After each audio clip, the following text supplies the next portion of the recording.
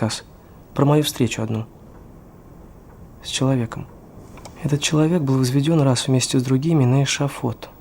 Ему был прочитан приговор смертной казни расстрелянием за политическое преступление.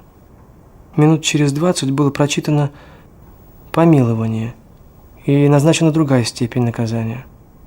Но в промежутке между двумя этими приговорами он прожил под убеждением, что через несколько минут он умрет.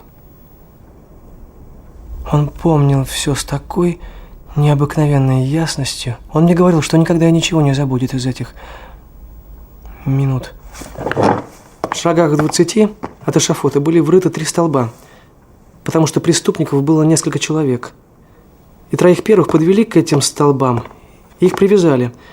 Потом надели колпаки, белые колпаки, но чтобы не видно было ружей. И против каждого столба выстроились солдаты.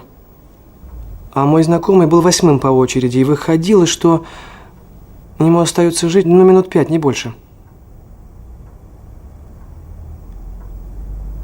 Он говорил, что вот эти 5 минут казались ему бесконечным сроком, огромным богатством. Он говорил, что в эти 5 минут ему казалось, что он еще столько жизней проживет, что сейчас еще как-то странно думать о последнем мгновении.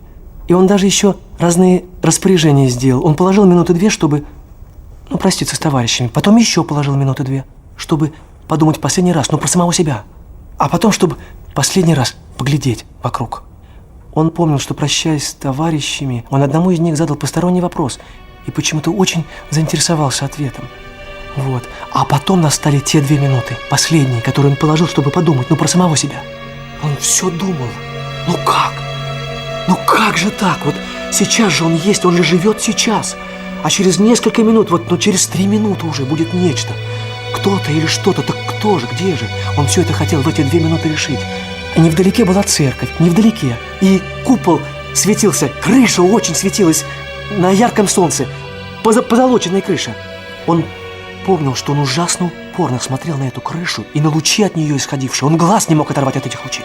Ему казалось, что вот эти лучи – это его новая природа, что он как-то через несколько минут непременно как-нибудь сольется с ними. И вот эта неизвестность и отвращение от этого нового, которое будет вот сейчас, оно, которое наступит, были ужасны. Но он говорил, что страшнее всего, тяжелее для него в эту минуту была мысль беспрерывная, что если не умирать, а что если воротить жизнь? Какая бесконечность! И все это было бы его, все это было бы мое. Я бы, конечно, каждую минуту бы в целый век превратил, я бы ничего не потерял. Я каждую минуту бы счетом отсчитывал, ничего бы даром не истратил. И он говорил, что эта мысль до того у него в такую злобу переродилась, что он уже хотел, чтобы его поскорее расстреляли.